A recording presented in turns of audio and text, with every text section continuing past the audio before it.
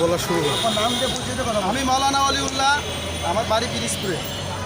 আমি স্বাধীনতার পক্ষে কথা বলার কারণে, স্বাধীনতার চেতনা মানুষের ভিতরে যাতে উজ্জীবিত হয় এই সম্পর্কে কথা বলার কারণে আমি সব জায়গা থেকে আমি বিতাড়িত। আজ বাংলাদেশ এই মার্চ মাসের স্বাধীনতা দিবস, যেখানে বঙ্গবন্ধু জাতির জনক, তিনি এই স্বাধীনতার স্থপতি, তার প্রতি ভালোবাসা এবং এই স্বাধীনতার ঘোষক শহীদ প্রেসিডেন্ট জিয়াউর রহমান, উভয় বিএনপি আওয়ামী লীগ এই উভয় দলের প্রতিষ্ঠাতা, তারা স্বাধীনতার প্রতি অগাধ ভালোবাসা। বিএনপির ভিতরে স্বাধীনতাপন্থী লোক আছে, আওয়ামী লীগের ভিতরে স্বাধীনতাপন্থী লোক আছে। কিন্তু আমি বিশেষভাবে লক্ষ্য করেছি সারা দেশ, আমি গ্রাম থেকে শহর, সারা দেশ আমি ঘুরে বেড়িয়েছি। এখানে আওয়ামী লীগের ভিতরে, বিএনপির ভিতরে পাকিস্তানপন্থী কিছু, বাংলাদেশ বিরোধী রাজাকারের পন্থী কিছু লোক অনুপ্রবেশ করেছে। আমি শরীয়তপুরে থাকি, সেইখানে মারামারি করেছে, দেখাইছে, পত্রিকায় নিউজ আসছে। নিউজ হলো আওয়ামী লীগের লোকজন বিএনপির লোকদেরকে ডেকে হামলা করেছে, অথচ এইখানে বিএনপির কোনো লোক আওয়ামী লীগের বাড়িতে যায় নাই। আওয়ামী লীগের কোনো লোক বিএনপির বাড়ি এরকমভাবে হামলা করে নাই বিএনপিদের উপরে।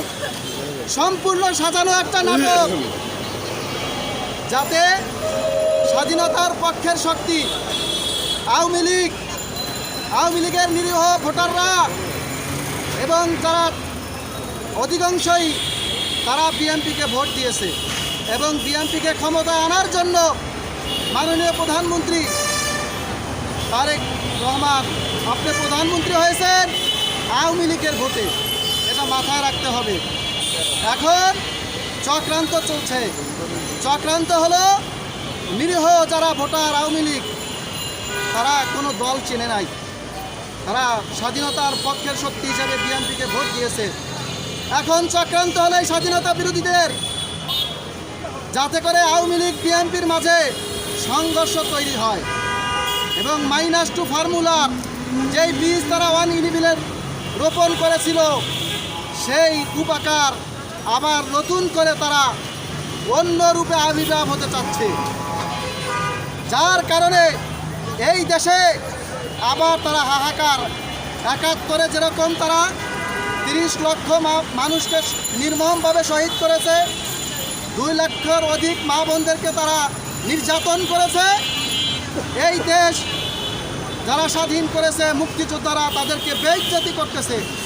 মুক্তিযোদ্ধার আসল ইতিহাস বিকৃতি করে জনসাধারণের মাঝে এমনভাবে কিছু সাংবাদিক প্রচার করছে। কীভাবে প্রচার করছে দেখেন। আমি এই শুক্রবার আমার মসজিদে বয়ান করেছি, স্বাধীনতা দিবস হিসাবে যারা শহীদ হয়েছে, 30 লক্ষ মানুষ শহীদ হয়েছে, 2 লক্ষের অধিক মা বোন তাদের ইজ্জত হরণ করা হয়েছে। এই রাজাকার, আল বদর, আল শামস, এরা এরকম মুক্তিযুদ্ধের সময় অপকর্ম করেছে এই পাকিস্তানি হানাদারদের সাথে মিলে। আমার মসজিদের কয়েকজন মুসল্লি বলা শুরু করলো, হুজুর আপনি কি ইতিহাস জানেন? মুক্তিযুদ্ধে মাত্র 3200 মানুষ মারা গেছে। আর কি করছে মুক্তিযোদ্ধারা? পাকিস্তানি মা বোনদেরকে, পাকিস্তানিদেরকে নির্মমভাবে হত্যা করছে। আপনি কি ইতিহাস জানেন? এরকম যারা সাংবাদিক জাতির বিবেককে পাকিস্তানপন্থী বানাইতে চাইতেছে এই বাংলাদেশকে। আবার পাকিস্তানের মতো একটা ব্যর্থ রাষ্ট্র, এই ইসরায়েলের চাইতে নিকৃষ্ট রাষ্ট্র হইল পাকিস্তান। এই পাকিস্তান 1970 সালে একটা মুসলিম দেশ নাম ধারণ করে ফিলিস্তিনের নিরীহ মুসলমানদেরকে হত্যা করেছে। এই পাকিস্তান এই বাংলাদেশের লক্ষ লক্ষ জনতাকে, নিরপরাধ মানুষকে হত্যা করেছে। এই পাকিস্তানের রমজান মাসে আফগানিস্তানের নিরপরাধ মুসলমানদের উপরে, হাসপাতালের উপরে হামলা করে মানুষকে হত্যা করছে। এরা এদের অপকর্মের কারণে ধ্বংস হয়ে যাবে। আমাদের বাংলাদেশে পাকিস্তানিদের যেভাবে গোয়েন্দা তৎপরতা চলতেছে, পাকিস্তানির মতাদর্শ লালনকারী যেভাবে নতুন প্রজন্মকে তৈরি করতেছে, আমার দেশ হুমকির মুখে পড়বে। যদি এই পাকিস্তানি, আমার কাছে যদি আজকে পাকিস্তানির পতাকা থাকতো, আমি এই সাংবাদিকদের সামনে এই পাকিস্তানের পতাকা পরাইতাম। এই পাকিস্তানের দূতাবাস কার্যক্রম বন্ধ করতে হবে।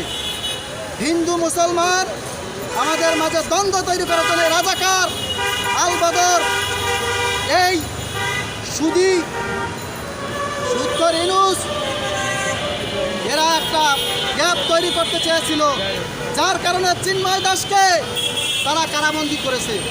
আমি এইখানে বলতে চাই, স্বাধীনতার দেশে চিন্ময় কৃষ্ণ দাসের মুক্তি চাই। সকল আলেম ওলামাদের 5ই আগস্টের পরে যে সমস্ত আলেম ওলামাদেরকে এই রাজাকারের গোষ্ঠীর চাকরিচ্যুত করেছে, এই সমস্ত ইমাম মুয়াজ্জিনদের চাকরি পুনর্বহাল করতে চাই, দাবি জানাচ্ছি। এবং আওয়ামী লীগ, বিএনপি যারা আছে সবাইকে ঐক্যবদ্ধ হওয়ার, স্বাধীনতার পক্ষের সকল শক্তিকে ঐক্যবদ্ধ হওয়ার জন্য আহ্বান জানাচ্ছি। ধন্যবাদ।